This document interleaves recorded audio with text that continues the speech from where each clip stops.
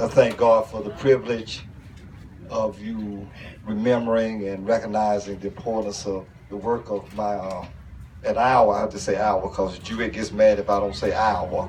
So it's because he was our father. And I don't have a problem with that. But and all of you for coming today. And as I always do, in my growing and maturing relationship with the Lord, is ask him for what do I say at particular times. And of course, anytime I've learned that, I know through my father, anytime you give a preacher a mic, we got some little more to say. Amen. But it's a joy and a privilege for this great occasion, one of the highest and greatest moments of my life. And I thank you so much, Representative Mitchell and the whole staff of ReGenesis Healthcare in this community. And I always find comfort, strength in the word of the Lord. And I ask him, what do I say to us in a time like this in which our nation, our world is undergoing so much turmoil?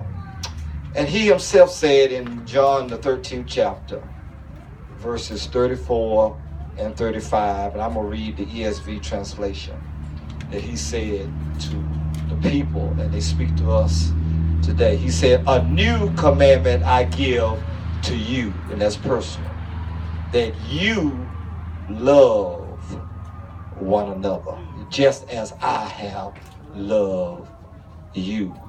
You also are to love one another. By this, all people will know by that love that you are my disciples. But if you have love for one another. In 1 Corinthians, many of us know this scripture in the 13th chapter, and the 13th verse simply says, it sums up what life is all about. And now abideth faith, hope, and charity. These three. But the greatest of these is charity. So my fellow brothers and sisters, we are here today not because our father and our mother died, but because they loved and they lived. And they lived and loved as a team in ministry for and about Jesus Christ. Yes, it is intentional that I mention our father and pastor, Dr. Sanders Sr. We pray for that situation. Amen.